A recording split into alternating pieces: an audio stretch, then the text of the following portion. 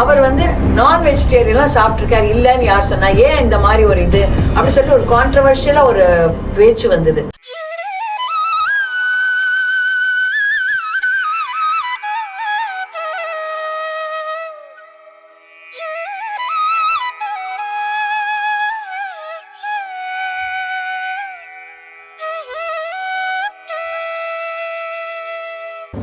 நட்ராஜன் சிவகுமார் அப்படின்றவர் ராமாயணத்துல இருந்து ஒரு கேள்வி கேட்டிருக்கார். திருமதி ரத்னமாலா அவர்களுக்கு வணக்கம். எனக்குள்ள ஒரு சந்தேகம் ராமாயணம் சம்பந்தப்பட்டது. தற்போது ராமாயணத்தில் நடந்ததாக ஒரு சம்பவம் பரப்பப்படுகிறது. அதாவது ஒரு பார்ப்பனரின் மகன் அகால மரணம் அடைந்ததால் அதற்கு காரணமாக ஒரு ஒரு சூத்திர வர்ணத்தை சேர்ந்த ஒருவன் தலைகீழாக தவம் இருந்ததாகவும் அதை தவறு என நினைத்து ராமர் தன்னுடைய கத்தியால் அவருடைய தலையை சீவிய போது அதில் இருந்து பட்ட ரத்தம் அந்த பார்ப்பனரின் பையன் மீது பட்டு அவர் மீண்டும் உயிர் தெழுந்ததாகவும் அதனால் ராமர் ஒரு பெரும் பாவம் இழைத்ததாகவும் அவர் சமூக நீதியை குலைத்து விட்டதாகவும் ஒரு கதை பரப்பப்படுகிறது. இது எந்த அளவுக்கு உண்மை? இந்த சம்பூக வதம் அப்படிங்கறத அவர் சொல்லியிருக்கார். ஆக்சுவலா அவர் சொன்ன நிறைய விஷயங்கள் வால்மீகி ராமாயணத்துல இல்ல. ராமாயணத்துல உள்ளதை சொல்லிடுறேன், சூக்ஷ்மத்தோட சொல்றேன், கொஞ்சம் நன்னா கவனிச்சுட்டு அடியன் ஒரு கேள்வி கேட்கறேன், நீங்க பதில் சொல்லுங்க. இவ்வளவு நேரம் நீங்க கேட்ட கேள்விக்கெல்லாம் பதில் சொன்னேன் இல்லையா? அடியன் ஒரு கதை சொல்லிட்டு ஒரு கேள்வி கேட்பேன், நீங்க பதில் சொல்லணும். ராமனுடைய அரசவைக்கு ஒரு அந்தணர் வரார். என் குழந்தை செத்து போச்சுங்கிறார். அவர் அதுக்கு என்ன காரணம் சொல்றார்? ராமா, உன்னுடைய ஆட்சியில ஒருத்தன் தர்மத்தை மாறி கடைபிடிச்சிட்டான், அதனாலதான் இந்த குழந்தை செத்து போச்சு. யார் தர்மத்தை மாறினான்னா ஒரு 4ஆம் வருணத்தை சேர்ந்தவன். அவன் மரத்துல தலைகீழா தொங்கி தபஸ் பண்ணிட்டு இருக்கான். 4ஆம் வருணத்தவர் தபஸ் பண்ண தேவையில்லை. அது என்ன காரணம், ஏன் சொன்னாங்கிறதையும் சொல்லிடுறேன். அந்தணருக்கு பிசிக்கல் ஆக்டிவிட்டிங்கிறது கம்மி. அவர் உட்காந்து யாகம் பண்ணுவார், வேதம் சொல்லுவார், இவ்வளவுதான் இருக்கும். பிசிக்கல் ஆக்டிவிட்டிங்கிறது இருக்காது. அதனால அவளுக்கு உபவாசம் இரு, விரதம் இரு, நீ தபஸ் பண்ணு. தபஸ்னா உடம்ப வருத்திக்கிறதுன்னு அர்த்தம். அதனால அப்படியே நோகாம சாப்பிட்றேன்னு உட்காந்துடக்கூடாது, அதுக்காக தபஸ் பண்ணுன்னு சொல்லியிருக்கா. 4ஆம் வருணத்தவரை தபஸ் பண்ண வேண்டாம்னு சொன்னதுக்கான பர்பஸ் என்னன்னா, அவர் ஏற்கனவே வயல்ல இறங்கி கஷ்டப்பட்டு உழைக்கிறார். அவர் சேத்துல கால் வச்சாதான் நம்ம சோத்துல கை வைக்க முடியும். அந்த அளவு கஷ்டப்பட்டு உழைக்கிறார். இன்னும் ஓடி ஓடி உழைச்சுட்டு இருக்கவரை நீ பட்னி இருந்து உடம்ப வருத்திட்டு தபஸ் வேற பண்ணுன்னு சொன்னா அது சரி வராது இல்லையா? அப்போ அவருக்கு உழைப்புலயே அந்த தபஸ் வந்துருத்து. அதனால பண்ண வேண்டாம். இது சமுதாயத்துல ஒரு ஒழுங்குக்காக சொன்னதே ஒழிய இவர் உயர்ந்தவர், அவர் தாழ்ந்தவர் அப்படிலாம் கிடையவே கிடையாது. பகவானை பொறுத்த வரைக்கும் எல்லாரும் சமம் தான். இதை மைண்ட்ல வச்சுக்கோங்க. இப்ப அவர் சொல்றார், அப்படிப்பட்ட ஒருத்தன் இப்ப தபஸ் பண்ணிட்டு இருக்கான். அந்த தபஸ்னால குழந்தை செத்து போச்சு இருந்தார். ராமன் உடனே பார்த்தானா, தபஸ் அவன் பண்ணியிருக்க வேண்டாமே, ஏன் பண்றான், நான் போய் ஆராயிரேன்ட்டு ராமன் போறார். பார்த்தா சம்புகன்னு ஒருத்தன். இது குலசேகர பெருமாளும் இந்த வரலாறு பாடியிருக்கார். செரிதவ சம்புகன் தன்னை சென்று கொன்று. குலசேகர பெருமாள் பாசுரத்திலையும் இருக்கு. மரத்துல தலைகழா தொங்கி தபஸ் பண்றான். ராமன் அவன்கிட்ட போய் கேட்டார், எதுக்கு தபஸ் பண்றேன்னு கேட்டார். அவன் தலையை வெட்டினா அதெல்லாம் சொல்றா. முதல்ல ராமன் எதுக்கு தபஸ் பண்றேன்னு கேட்டார். அவன் என்ன தெரியுமா சொன்னான்?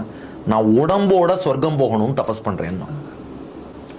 இந்த உடம்போடையே நான் சொர்க்கம் போகணும், அதுக்காக தபஸ் பண்றேன்னா. ராமன் அவன் தலையை வெட்டிட்டார். தலையை வெட்டினது இந்த குழந்தைக்கு உயிர் வந்துடுத்து. இப்ப ஏன் அவன் தலையை வெட்டினார்? அவன் 4ஆம் வருணத்தை அவன் தபஸ் பண்றாங்கிறதுக்காக வெட்டினாரா? இல்ல, உடம்போட போக முடியாது. அதுதான் விஷயம். இதே ராமாயணத்துல இன்னொரு வரலாறு இருக்கு. திரிசங்குன்னு ஒரு ராஜா. அவன் வசிஷ்டர்கிட்ட போனான், நான் உடம்போட சொர்க்கம் போகணும்னா. நீ சண்டாளனா போன்னு வசிஷ்டர் சபிச்சுட்டார் ராஜாவை. ஏன்னா இயற்கைக்கு எதிராக நாம செயல்படக்கூடாது. உடம்ப விட்டுட்டு ஆத்மாதான் புறப்பட்டு சொர்க்கம் போகலாமே ஒழிய இந்த மனித உடம்போட சொர்க்கம் போவேன்னு சொல்லுவது இயற்கைக்கு எதிரானது. நேச்சருக்கு அகைன்ஸ்டா நம்ம ஆக்ட் பண்ணோம்னா அது என்ன ஆகும்னா இயற்கையிலையும் சில மாறுதல்களை உண்டாக்கும். அதனாலதான் அந்த ஒரு குழந்தை இறந்து போனது இது போல விஷயம். அதாவது இதை சிம்பாலிக்கா எப்படி புரிஞ்சுக்கணும்னா, இயற்கை எப்படி இருக்கோ இயற்கையோடு ஒத்து நாம வாழணும். அந்த இயற்கைக்கு அகைன்ஸ்டா இல்ல நான் மனித உடலோட சொர்க்கம் போவேன்னா, முன்னாடி வசிஷ்டர் ஒரு ராஜாவை சண்டாளனா போன்னு சபிச்சார் இல்லையா? அதே போல ராமன் என்ன பண்ணாராம், இவன் மனித உடலோட சொர்க்கம் போவேன்னு இயற்கைக்கு எதிராக தபஸ் பண்றான். இப்ப இவன் தபஸ் பண்ணான்னா தேவர்கள் அவனுக்கு சொர்க்கம் கொடுத்துதான் ஆகணும். அதே சமயம் மனித உடம்போட போகணும்னு கேட்டுன்னு பண்றான்னா அதுவும் பண்ண முடியாது. ராமர் ஆக்சுவலா என்ன பண்ணிட்டார், அவன் தபஸுக்கு ஒரு முற்றுப்புள்ளி வைக்கணும்னு கழுத்தை வெட்டினார். வெட்டினது இந்த குழந்தை உயிரோட வந்துருத்து. இப்ப அது அங்க விஷயம் இல்ல. திரிசங்கு என்னானா, அந்த சம்புகன் என்னானா, உடம்பு விட்டு ஆத்மா புறப்பட்டு சொர்க்கம் போயிடுத்து. ஏன்னா ராமருடைய வாளால் வெட்டப்பட்டதாலே அந்த ஆத்மா புறப்பட்டு சொர்க்கம் எடுத்து. இப்ப என்ன ப்ராப்ளம்னா, இப்ப சொர்க்கம் நரகத்தை நம்பாதவா இதை பத்தி கமெண்ட் பண்ணும்போது அவ என்ன பண்ணுவா, அதெல்லாம் கிடையாது எங்களை இப்ப சொர்க்க நரகத்தையே நம்பாதவா ராமாயணத்தையும் நம்ப மாட்டா. அவ இதை பத்தி கேள்வி கேட்க வேண்டிய விஷயமே கிடையாது. இப்போ ராமாயணம் சொர்க்கம் நரகம் நான் நம்புறேன், நான் தபஸ் பண்ணா இன்னது கிடைக்கும் நம்புறேன். நம்பிக்கை உள்ளவர் பார்வையில் இந்த சரித்திரம் என்னன்னா, அவன் உடம்போட சொர்க்கம் போகணும்னு ஆசைப்பட்டான். அவன் தலையை வெட்டி உடம்பு இல்லாம அவனை சொர்க்கத்துக்கு அனுப்பினா ராமன். அப்ப சம்புகன் வாழணும்னு நினைச்சானா? பூமியில அவன் இங்க வாழ விரும்பல, அவன் சொர்க்கம் தான் போக நினைச்சான். அப்போ அவன் வாழணும்னு விரும்பி ராமன் கொண்டு இருந்தா கதை வேற. அவன் நான் பூமியிலேயே வாழ மாட்டேன், சொர்க்கம் போவேன், நான் உடம்போட போவேங்கிறான். நீ அப்படி அன்நேச்சுரலா பண்ணாதேன்னு அந்த உடம்பை வெட்டிட்டோம், உன் ஆத்மாவை சொர்க்கத்துக்கு அனுப்பியிருக்கார். அப்ப அந்த சம்புகனுக்கு பண்ணதும் அவர் அவனுக்கு என்ன தேவையோ அதை பண்ணிட்டார். இந்த குழந்தை இறந்ததுக்கு என்ன காரணம்? இவன் தப்பான தபஸ் பண்ணது, இயற்கைக்கு விரோதமா பண்ணது. நல்லா பாருங்க, 4ஆம் வர்ணத்தவர் தபஸ் பண்ண வேண்டாங்கிறது வேற, ஆனா அவனை கொன்னதுக்கு அது ரீசனா அது இல்லை. சரி, நான் இப்படி ஒரு கதை சொல்றேன், இப்படி சொன்னா உங்களுக்கு புரியும். ஒரு பிராமணர் என்ன பண்ணிட்டார், ஒரு ரிஷியோட பிள்ளை தான் அவரு. அவர் ஒரு பறவையை கொண்டுட்டார், ஒரு ராணியை அபகரிச்சுட்டார். ராமன் போய் அநியாயமா அந்த ரிஷியோட பிள்ளையை போய் கொண்டுட்டான். யார் அந்த ரிஷி பிள்ளை? ராவணன். ராவணன் விஸ்ரவசுங்கிற ரிஷியோட பிள்ளை. உடனே பாரு, ராமன் தான் அந்தணருக்கே எதிரானவர், விஸ்ரவசுங்கிற ரிஷியோட பிள்ளை ராவணன். அவனை போய் கொண்டுட்டார். அவனோட ஜாதி சர்டிபிகேட்டை தேடணுமா, ராவணன் என்ன தப்பு பண்ணான்னு பார்க்கணுமா? இப்ப ராவணவதம் ராமன் பண்ணாங்கிறதுக்காக அது பாரு, ராவணனை போய் ராமன் கொண்டான் பாரு, ரிஷியோட புத்திரன்னு சொல்லக்கூடாது. அவன் என்னென்ன தப்பு பண்ணான்? அவன் மற்ற முனிவர்களை துன்புறுத்தினான், சீத்தையை அபகரிச்சான், ஜட்டாயுவ கொன்னான், 1000 தப்பு பண்ணியிருக்கான், அவனை அழிச்சான். சம்புகன் என்ன பண்ணான்? இயற்கைக்கு எதிராக தபஸ் பண்ணான். உடம்ப இந்த உலகத்தை விட்டுட்டு உடம்போட சொர்க்கம் போகணும்னு நினைச்சான். நீ இந்த உலகத்தை விட்டு போ, ஆனா உடம்போட போகாத, உடம்பையும் விட்டுட்டு போன்னு ராமன் அனுப்பி வச்சான். அதான பண்ணியிருக்கான். அதுக்காக ராமனை உடனே இவர் ஜாதி வேற்றுமை பார்ப்பவர்னு சொல்லலாமான்னா, குஹன்னு ஒரு வேடுவனை பார்த்தார். வாடா நீ என்னோட தம்பின்னு அவன் கையை பிடிச்சி ஏத்துட்டார். அதுவும் கம்பராமாயணத்துல பாருங்க, குஹன் சொல்றான், நான் உனக்கு தேனும் மீனும் கொண்டு வந்தேன்னா, மலை உச்சியில உள்ள தேனும் கொண்டு வந்திருக்கேன், கடல் ஆழத்துல உள்ள மீனும் கொண்டு வந்திருக்கேன். ராமன் அதை ஏத்துக்க முடியாத நிலை, கொண்டு வந்துட்டானே, சாப்பிட மாட்டார். ஆனா அதே சமயம் அங்க ரிஷிகள்லாம் சிரிக்கிறானாம், இவர்றா இதை கொண்டு வந்துட்டானே ராமனுக்காக. ராமன் சொல்றான், நீ அன்போடு கொண்டு வந்தியோ இல்லையோ, எப்ப அன்போடு நீ கொண்டு வந்துட்டியோ நான் ஏற்கனவே சாப்பிட்டுட்டதா அர்த்தம். ஏற்கனவே சாப்பிட்டதை மறுபடியும் ஏன்டா சாப்பிடணும்? பாசத்தோடு கொண்டு வரப்பட்ட பொருள் பவித்திரமானது, இது அசுத்தம்னு சொல்லி நான் விளக்குறேன்னு நினைக்காத. நீ எப்ப இதை எடுத்துன்னு வந்தியோ அப்பவே நான் சாப்பிட்டுட்டேன். சாப்பிட்டவன் ஒரு பசிக்கு சாப்பிட்டவன் மறுபசிக்கு சாப்பிட மாட்டான், சந்தோஷம் போயிட்டு வாங்கலாம் அவன்கிட்ட.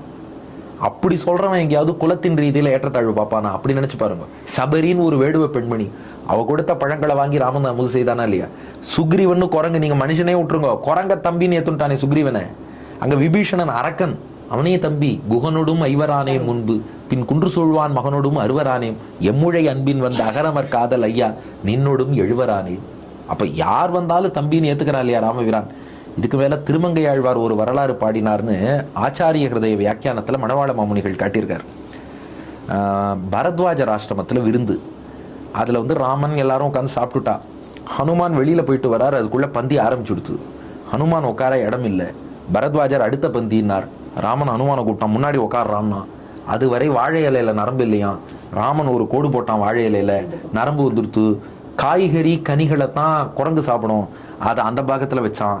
சாதம் நாம சாப்பிடுவோம், இங்க வச்சான். இன்னைக்கும் இலையில பரிமாறும் போது காய்கறி பழத்தெல்லாம் மேல போடுறா, சாதத்தை கீழே போடுறா. ராமன் தான் ஆரம்பிச்சான். அதை நீ சாப்பிடு, இதை நான் சாப்பிட்றேன்னு ஒரே இலையில வாதமா மகன் மர்க்கடம் விலங்கு மற்றொரு சாதி என்று ஒழிந்திலை உகந்து காதலாதாரம் கடலினும் பெருகச்சை தகவினுக்கில்லை கைமாறு என்று கோதில் வாய்மையினாயோடும் உடன் உண்பன் என்ற ஒன்பொருள் எனக்கும் ஆதல் வேண்டும் என்று அடியனை அடைந்தேன் அணிப்பொழில் திருவரங்கத்தம்மானின்னு திருமங்கை ஆழ்வார் பாசுரம். அப்போ ஹனுமானோட ஒரே இலையில சாப்பிட்றவன் ஒரு குலத்துக்காக ஒருத்தனை தண்டிப்பானா? வேடுவர் குலத்துல ராமனுக்கு நண்பன் இருக்கான், வேட்டு வச்சு பழங்களை வாங்கி சாப்பிட்டுருக்கான், குரங்க தம்பின்னு எத்துன்னு இருக்கான், இன்னொரு அரக்கனை தம்பின்னு எத்துன்னு இருக்கான். அந்த ராமன் 4ஆம் வர்ணத்தில் பிறந்தவன்கிற ஒரு காரணத்துக்காக ஒருத்தனை கொல்லுவானான்னு யோசிச்சு பாருங்க. கொல்ல மாட்டார் இல்லையா? அதனால சம்புக வதம்ங்கிறது வால்மீகி ராமாயணத்திலையும் இருக்கு, குலசேகர பெருமாளும் பாடியிருக்கார். ஆனா அதை நாம இந்த கோணத்தில் புரிந்து கொண்டால் உங்களுக்கு மொத்த ராமாயணத்தையும் அதை கனெக்ட் பண்ற மாதிரி இருக்கும். அதை விட்டுட்டு இல்ல இல்ல நீ ஏன் இப்படி பண்ணன்னு சொல்லிட்டு போய் அதை அவனை கொண்டுட்டான்னு நீங்க அப்படி புரிஞ்சுட்டா, இது வரைக்கும் சொன்ன ராமனுக்கும் இதுக்கும் டிஸ்ஜாயிண்டா முதல்ல இருந்து ராமனுடைய கேரக்டர் அனலைஸ் பண்ணுங்க. அனலைஸ் பண்ணா அடியன் சொன்னது பொருத்தமா இருக்கா இல்லையாங்கிறத நம்ம ரத்னமாலா நேயர்கள் பார்வைக்க விட்டுடுறேன். வேறு சில உபன்யாசகர்கள்லாம் இந்த இடத்துல நீங்க ராமர் கிட்ட அவர் கொண்டு கொடுத்தார் தேனும் மீனும் அப்படின்னு சொன்னீங்க. அவர் என்ன சொல்றாரு, வேற ஒரு உபன்யாசகர் அவர் நான் வெஜிடேரியன்லாம் சாப்பிட்டுருக்காரு, இல்லைன்னு யார் சொன்னா, ஏன் இந்த மாதிரி ஒரு இது அப்படின்னு சொல்லிட்டு ஒரு கான்ட்ரவர்ஷியலா ஒரு பேச்சு வந்தது. சோ இதுக்கு உங்களுடைய ஒப்பீனியன் என்ன, உங்களுடைய ஒரு இது என்ன? அதுக்கு நம் பூர்வாச்சாரியர்களான சுவாமி பெரியவாச்சான் பிள்ளை, சுவாமி வேதாந்த தேசிகன் இவர்கள்லாம் பல இடங்களில் மேற்கோள் காட்டிய ஒரு அற்புதமான நூல் ஸ்ரீ விஷ்ணு தர்மம்.